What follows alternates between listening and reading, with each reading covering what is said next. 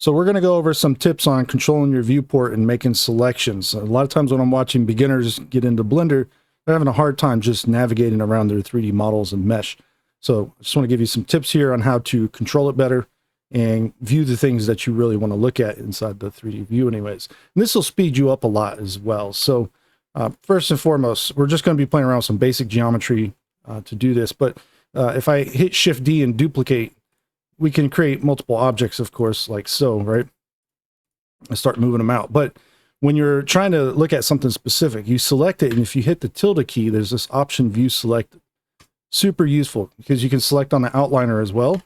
Tilde key, View Selected, and that's the little squiggly line at the top left of the keyboard. And so you can get to anything you want to look at just by doing that. It's very fast and very efficient.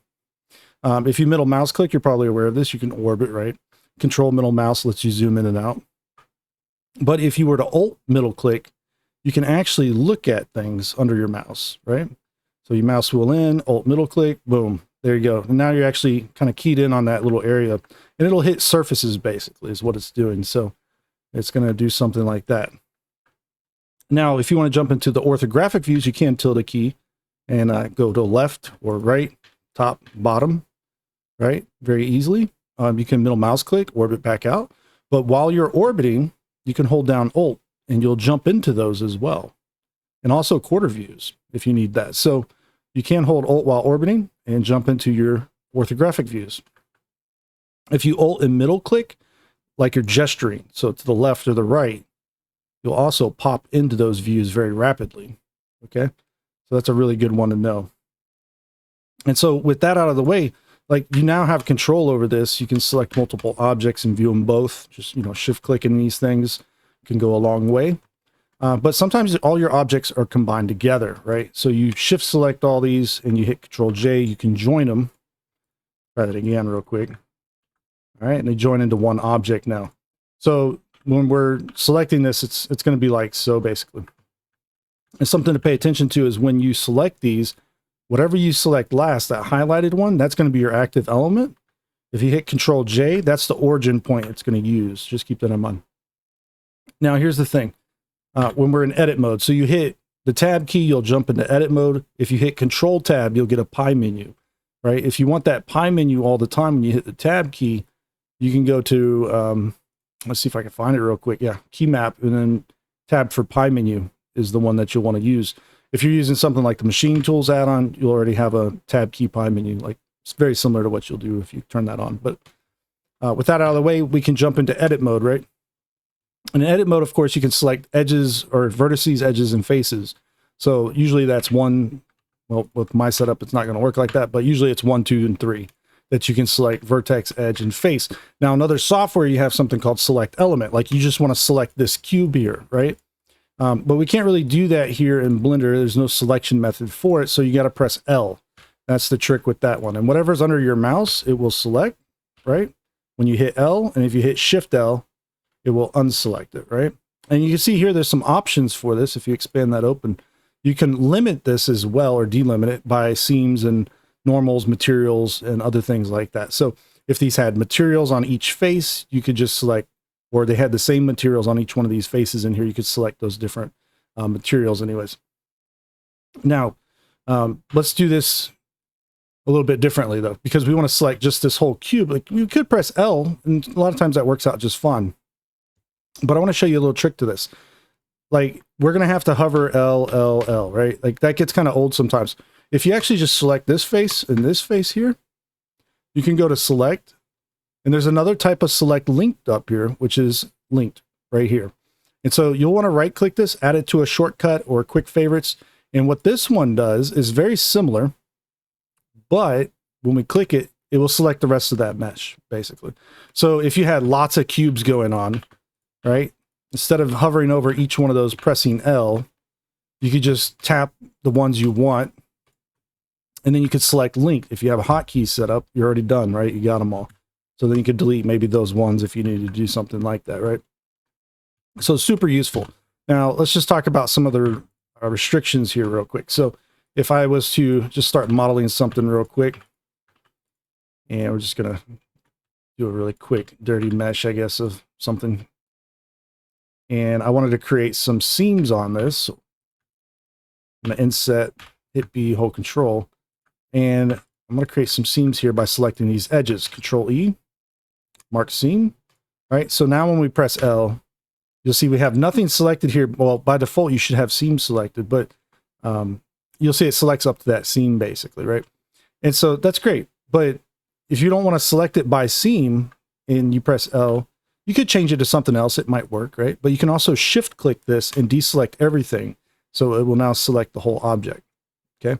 Even if you had multiple objects. So you can see it's going to do like so. All right. So you can actually make like little islands or groups, if you would, by using the seams to control what's going on here, basically. So now if we select a edge like this, and we do select loop inner region, right? It's going to select all of this interior space. You can actually invert this by selecting bigger, or when you're done making your selection, you can hit Control I. Anytime you have a selection made, you can hit Control I to invert that selection. You'll notice here that I'm in edge mode, so it also selected these edges. Sometimes that's not the behavior you want, so try toggling it to face and then hitting Control I, and that way you'll get a more solid selection like so, right? And then that's just how that's going to work out. It's pretty simple, really useful. Now, let's say we wanted to select all of the boundary area here. You could do select loops boundary loop, okay? So we can do a selection like that. And if we want to select loop inner region, we can also, once again, go ahead and do the select loop inner region. So we can go back and forth between those. It's really useful a lot of times, especially when UV mapping, because you can see I can just Control E, mark a seam, done, right? Very, very easy to do that. Now, of course, there's going to be more kind of specific use cases of selections that might be like check or deselect and things like that up here. This whole select menu, you should, learn how to use it. It can be quite useful. There's different ways of selecting things by like the amount of area that a face has, for example. So if I hit Shift G, there's select similar, and this is going to change. This menu changes depending on what you have going, vertices, edges, or faces. So keep that in mind. But if I select by face and I do area, and now I can actually try to bump this number around to select similar like area faces. But in that case, that's actually kind of unique. So we'll do it by area over here. And you can see we can kind of tweak the numbers here to get a similar area result, basically. But maybe a poor example on that one. You can also do things by normal, which can be quite useful. So you can also tweak these numbers around as well and make it more or less accurate based off of the normal. And if you don't know what the normal is, it's like a little line that sticks out straight from the face there. And so you can actually visualize those with this little drop down here. That's all your normals, right? That little vertex normal. In that case, what we're looking at is actually face normal. So the other option there. Right, so this normal direction, it's going off that basically, right? So we can make selections with Shift G. There's a number of different ones in here that you could try to use as well. So something like coplanar can be really useful because these are all flat with each other. When you hit coplanar, it's only going to be the ones that are in line with each other, basically. There's normals, there's perimeters, there's all kinds of other fun options in here as well. And by material as well can be there. Now, one of the ones that I know that messed a lot of people up as they started getting into Blender is going to be selecting link duplicates, right? So if you don't know what a link duplicate is, let me explain it real quick and clear some of these seams real quick as well. Link duplicates are basically like when you hit Shift D, this is a new object. Okay, so that's a duplicate. Alt D is a link duplicate. This is something like a variable instance mesh. And so basically what it means is the mesh data itself is shared, but not necessarily the modifiers. And so when we move this one around, it moves the other one around, right? In certain cases, you want to like scatter something like leaves on a table or something like that, and you create a little patch of link duplicates. This can happen very easily where you have lots of these things going on, and you want to select all of this kind of like together, right? So there's not like select similar necessarily for this, or is there? What we can actually do is we can hit Control L, or excuse me, Shift L, sorry. And you'll see we can select things that have shared materials, object data, which is the mesh geometry. instance collections, particle systems, or library. So in this case, just object data, boom, it will select everything that shares that geometry, basically. So that's a really good one to know in certain situations, especially if you're coming from other software and you're trying to make that kind of a selection anyways. So with all that out of the way, you should have a much better time navigating this viewport, you know, being able to pan and zoom in and out, alt middle clicking, especially when you're on interior spaces, it can get quite cramped. So you could think like, let's say, I'm gonna give you an example of it real quick, but you know, you're working on an interior space and you got to get all the way up in here or something. I'm gonna flip the normals real quick. And it's really hard to navigate inside of things sometimes. As long as you don't have like a back mesh, for example, like this back face here. I got back face culling on, by the way. This can be a little bit confusing, but once you get used to working with it this way, it's actually not bad. Back face culling here. But if something like this is in the way and you alt middle click, it's going to actually look at that as opposed to looking at what you want to look at. So you sometimes have to actually navigate inside of the mesh first, and then alt middle click works out a little bit better usually.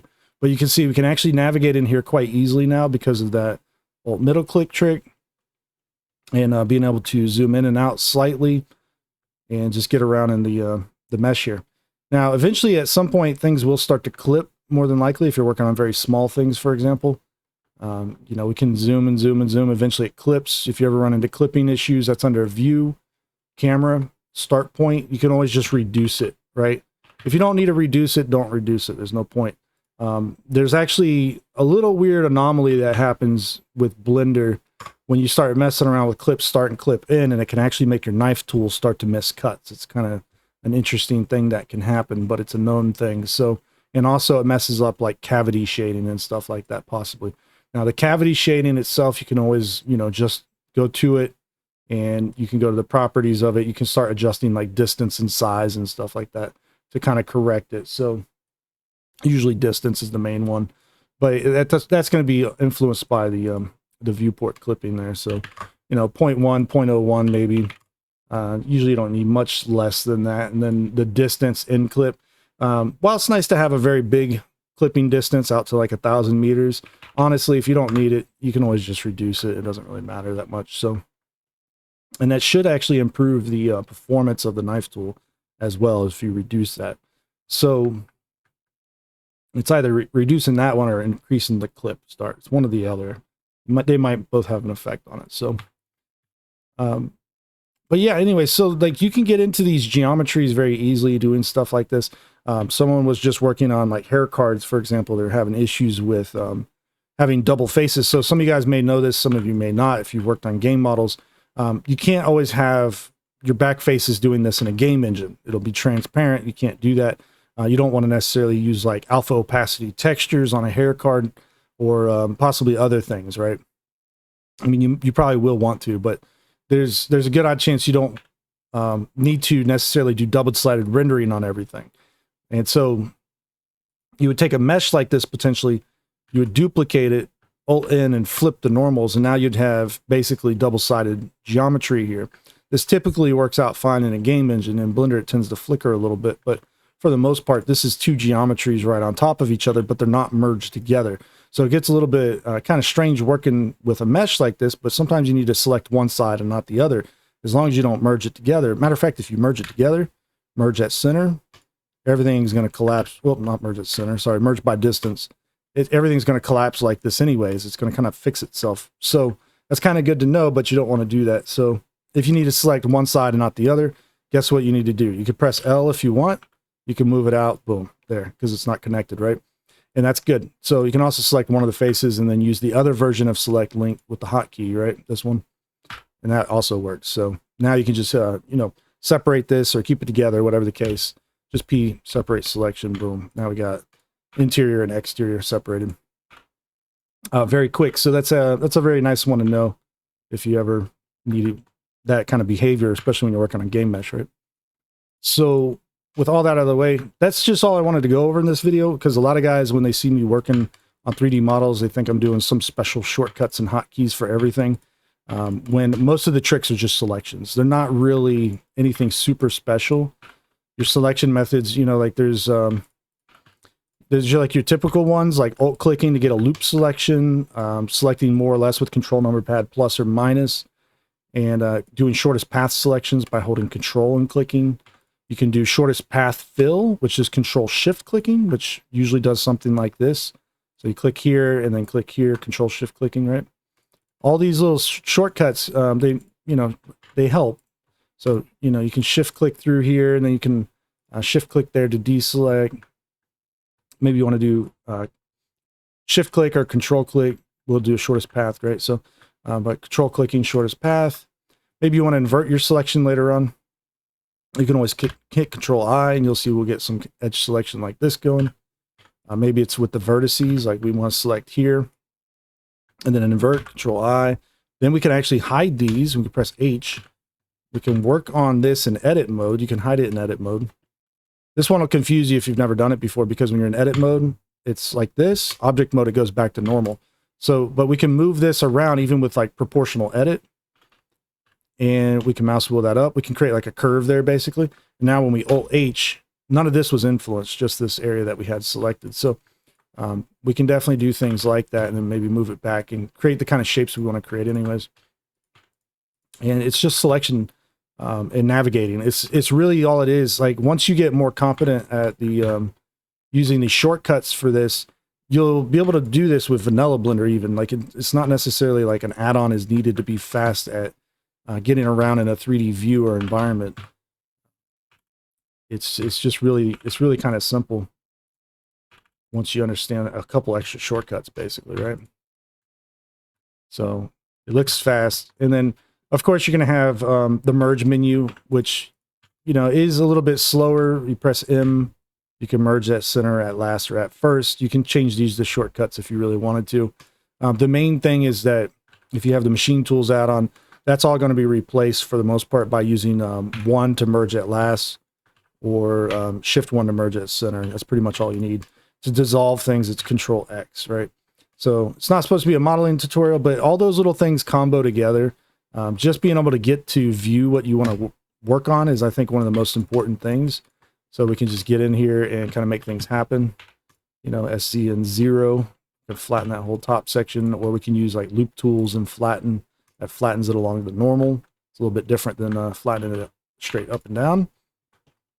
And then machine tools, of course, has alignment features where you can align left or right. Okay, it's using Alt A. So that's the alignment pie. And that works out really nice, and it's really a good feature. But ultimately, when it comes down to working fast in Blender and getting around and navigating, the selections are some of the most critical things. But a lot of this is pretty simple and straightforward, right? Like you can get in here, start making it happen. Alt Z, of course, is for X-ray. I probably missed that one because I use it so much, but yeah, Alt Z, very easy. Sometimes the viewport gets a little, if you got like the grid in the background, it's a little too much. Turn the grid off, right? Sometimes it's nice to be able to work in all different kind of views, so you can do Control Alt and Q as well. This is another type of way of working possibly. You can see here, if like I press Z and go to wireframe, they all hop into wireframe or rendered or whatever the case, right? So you can view your models as needed, and you can control middle mouse, shift, and you can also tilde key view selected. There's actually a view all selected up here, I think. Frame selected quad view, right? So control number pad period, I guess is what it is. But yeah, it'll frame it all up in all of them. So that's another quick little view tip there. It'll help you with selections, perhaps, if you have like different reference images laid out, like you're working on vehicles and things like that. This view still is quite handy if you can remember to use it. Control Q, that's something you could do. And right, yeah. So I mean, if you want to try to put that to work, you can do that. Occasionally, your menus are really hard to see, like when you're working on things, or like things they feel a little bit clustered or cramped. One of the things you could do is, like, say you're working on UVs and you're not worried about making selections over here the whole time. You can hit Control Spacebar in any window and it will go absolutely full screen like this with the tools and everything. If you want all the way full screen, Control Alt Spacebar, you'll get something like this, and you see all the other menus and stuff hid away. So sometimes that's good for previewing things. If you just want to look at something, you could just go full screen. If you still want to work on it in that view, you can just hit Control Space Bar. So, and yeah, so that's just kind of a fun way of working. Anyways, you can just kind of, you know, make all your selections now, navigate, move, get around, and it helps so much to practice this while you're working. Like, constantly think about some of these tips or shortcuts and look through these menus, you know, look through them all, see what they do. You know, if you want to right click on these things, or you'll see here, you can right click, you can go to the online manual. That's the Blender manual. Look at the manual time to time on those different little selection methods and see what they do. You know, you got like checker deselects and select loops and rings and actives and lasts, and there's all kinds of fun stuff in here. Like select mirror, for example, which our object's not really mirrored right now, so it won't work, but select mirror is a cool one as well. So if you select like one side, you select mirror, and you'll see that it actually select the other side, but if we extend it, it will have our last selection remaining. So select mirror works across the origin point, generally speaking, and sometimes, depending on what you're working on, when you do that, you can see you will actually want to change the axis as well. So you can do, say, Y or X. You can actually hold Shift and you can click and select both of those, or all three if you wanted. So you can Shift click them as well. It'll tell you if it fails. A lot of times it does. That's okay, but it's so useful sometimes that I have it on a shortcut, so I can just quickly go through there and make it happen, basically. Like that, right? Because I might just want to select this area now, right? Boom. And a lot of times when you're working on asymmetrical objects, you don't have an option to just use a mirror modifier, right? So sometimes you got to make symmetrical selections still on some parts of the mesh and not others. It's little things like that that go a long way. I think ultimately, as you get used to using the standard modeling tools, just playing around with them a lot, navigating the viewport, learning how to make cuts and separate meshes and kind of control everything with these basic geos first, it helps you out so much more than trying to jump into like doing a quad subdivision workflow. Just basic standard modeling is a huge part of modeling, and you know, learning to line things up and kind of move things around, shift things, all this fun stuff here that gets glossed over quite a bit in tutorials because it's so simple, but it's actually one of the most effective ways of getting better at 3D modeling anyways, especially in Blender. And anyways, yeah, so that's going to be it for this video. I was going to make it a little bit shorter than this, but hopefully it helps you out quite a bit with navigating in the software, and should make your life a little bit easier. It's a terrible geometry, apparently. Let's get rid of that. Let's just do Shade Auto Smooth for now, and yeah, it's still terrible geometry. But anyways, I think you get the idea. It's very possible to start making these kinds of things happen, make them look good, and get them going, right? Smooth by angle likes to get pinned sometimes. It messes it up. So you got to unpin it. That's going to be a trick there, I guess, for that one, which I didn't realize it was doing that. But yeah, anyways, hope you enjoyed the video. If you did, leave a like, subscribe. I'll check you out on the next one.